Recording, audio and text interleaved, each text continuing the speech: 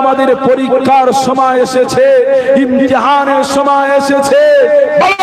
কটা যুবক নবীর পক্ষে রয়েছে, কটা যুবক রয়েছে নবীর পক্ষে। আজ সমাজের বুকে যারা বেঈমানদের গোলামি করে, যারা বেঈমানদের দালালি করে, যারা বেঈমানদের চাটিকলতা করে, আজ সমাজের বুকে তাদের দিকে মুসলমানরা চলতে শুরু করেছে।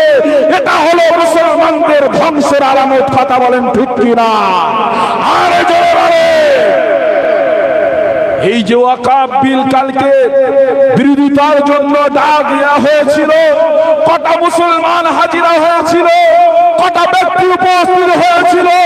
আর সমাজের বুকে একদল জন, একটা পার্টি, তারা সর্বসময় সর্ব অবস্থায় মুসলিমকে মিটাও, মুসলিম জাতিকে মিটাও, মুসলিম ইউনিটিকে মিটাও, মুসলিম কওমকে মিটাও।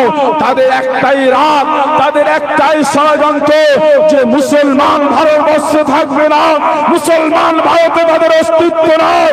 শুনে রেখে দাও, মুসলমান দুনিয়ার জমিনে যেই দিনে দুনিয়া সৃষ্টি হয়েছে, আল্লাহ পাক সেই দিন থেকে মুসলমানকে আল্লাহ দুনিয়ায় সর্বপ্রথম পাঠিয়েছে। দুনিয়ার জমিনে আল্লাহ ঈমানদারকে দিয়ে দুনিয়ায় পাঠিয়েছে। অতদিন দুনিয়া আল্লাহ নিজাম বাকি রাখবে যতদিন ঈমানদার থাকিবে। জোরে বলে, আর জোরে বলে। আজ মুসলমানদেরকে লাঞ্ছিত করা হয়, মুসলমানকে অপমানিত করা হয়। মুসলমান বাংলাদেশ থেকে আসেনি, মুসলমান পাকিস্তান থেকে আসেনি, মুসলমান পানিতে ভেসে আসেনি। এই ভারতবর্ষের জমিনে চলে যাও, কেরালার জমিনে চিরামান বলে একটা মসজিদ রয়েছে। এই মসজিদটার বয়স হলো ১,৫০০ বছরের বেশি। এটা আমার বাপের দেশ। সর্বপ্রথম জান্নাত থেকে নবী আদম আলাইহিস সালাম এই ইন্ডিয়ার জমিনে পা রেখেছে। এটা আমার বাপের দেশ। তাই যদি আমাদেরকে কেউ সারাবার চক্রান্ত করে, বুকের তাজা রক্ত দিয়ে আমরা তাদের বিরুদ্ধে রুখে দাঁড়াবো। কথা বলে ঠিক কিনা? আজ মুসলমান যেন একটা বিক্রির ন্যায় হয়ে গেছে। না, মুসলমান যেন বিক্রি হওয়ার জায়গা না। তুমি অস্তিত্বকে হারিয়ে ফেলেছ, তুমি নিজেকে চিনতে শেখো।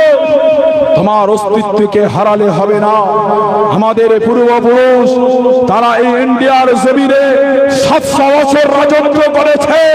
তাদের ইতিহাস খুলে দেখো, আমরা কোন জায়গায় মন্দির ভেঙে মসজিদ বানাইনি, কিন্তু তোমাদেরকে দেখিয়ে দেব এই ৭৬ বছর, ৭৪ বছর, ৭৫ বছরে আমাদের বাবরিকে ভেঙে তোমরা মন্দির বানিয়েছ। সমাজের ইতিহাসে আমরা বলবো যে দেখো, একটা দল ছিল, একটা জাতি ছিল যারা আমাদের মসজিদ ভেঙে তারা মন্দির বানিয়েছে। কথা বলেন ঠিক কিনা? ইতিহাসে আমাদের কোনো প্রমাণ দেখাতে পারবে না যে আমরা একটা মন্দির ভেঙে মসজিদ বানিয়েছি। কি গো, আছে কোনো প্রমাণ? না। কিন্তু মুসলমান প্রতিবাদ তো আজ নয়, কিয়ামত পর্যন্ত হবে। তবে আল্লাহ পাক দেখবে কারা ন্যায়ের জন্য, কারা হকের জন্য, কারা হুসাইনের জন্য, মুহাম্মদ রাসূলের জন্য কারা কথা বলে, শরীয়তের জন্য কথা বলে, কোরআনের জন্য কারা কথা বলে, আযানের জন্য কারা কথা বলে, যারা ইনসাফের জন্য কথা বলে। আজ এই যে বিজেপি সরকারটা উঠে পড়ে লেগেছে, মুসলমানদেরকে একসঙ্গে মিঠাবার বড় পরিকল্পনা, মুসলমানদেরকে মিঠানোর বড় চক্রান্ত, যে মুসলমানদের ওয়াকাফকে তাদের অধীনস্থে করে নেওয়ার এই বড় পরিকল্পনা করেছে। মুসলমান জাতি তোমরা জানো না মুসলমানদেরকে কত বড় ক্ষতি করতে চলেছে, মুসলমানদেরকে কত বড় মুসলমানদের উপরে ষড়যন্ত্র করা হয়েছে জানো? এই জানো ওয়াকাফ বিলটা যে পাস হতে লেগেছে, মুসলমানদের কি ক্ষতি হবে জানো? কে বলতে পারবে? বলো। এই যে ওয়াকাফ বিলটা সরকার বলছে, বিজেপি সরকার, যে মুসলমানদের ওয়াকাফটা ধ্বংসের পথে। তাই আমরা বিজেপি সরকার আমাদের অধীনে করে আমরা এই ওয়াকাফটাকে বাঁচাতে চাইছি, বা ওয়াকাফ প্রপার্টিটাকে বাঁচাতে চাইছি। এটা সরকার বিজেপি চাচ্ছে। শোনো, আজ কোরআনের বিরুদ্ধে কথা বলছে না বলেনি, আজানের বিরুদ্ধে কথা বলছে না বলেনি, কথা বলে বলছে না বলেনি, একটু সারা শব্দ দাও। কেউ বলবো না, বলবো না, বলবো তো নাকি?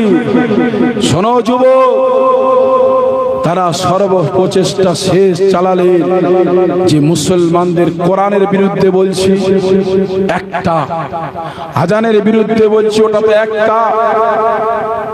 আমরা যখনই ওয়াকাফ প্রপার্টিটাকে দখল করে নেব, আমাদের অধীনস্থে করে নিয়ে নেব, সরকারের আওতায় হয়ে যাবে। যখনই মাদ্রাসাগুলো, খারিজি মাদ্রাসাগুলোতে মুসলমানদের কোরআনের শিক্ষা দেওয়া হবে, তখন সরকার এসে বলবে না, এখানে কোরআনের শিক্ষা দেওয়া চলবে না, এখানে বাংলা শেখাতে হবে। কেন? এই মাদ্রাসাটা হলো ওয়াকাফ প্রপার্টি। কথা বলেন ঠিক কিনা? বিরোধিতা করতে পারে না, পারে না? মসজিদে যখন তুমি আজান দেবে, বলবে না এটা ওয়াকাফ প্রপার্টির উপরে রয়েছে, এখানে আজান বন্ধ করতে হবে, প্রকাশ্য আজান দেওয়া যাবে না, কেন? এটা সরকারি প্রপার্টির উপরে রয়েছে।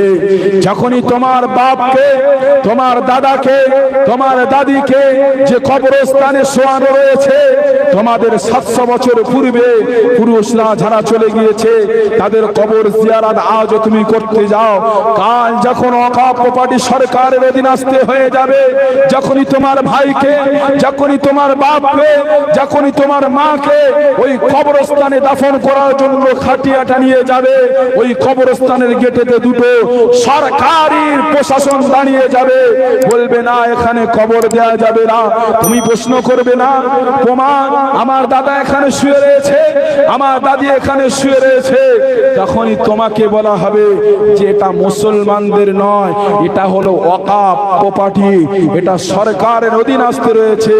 সরকার চেয়েছে এত বড় জায়গাকে ফেলে রাখা যাবে না, এখানে একটা শিশুদের শিক্ষার জন্য স্কুল বানানো হবে, মানুষের সুচিকিৎসার জন্য সেবামূলক এখানে একটা হসপিটাল তৈরি হবে।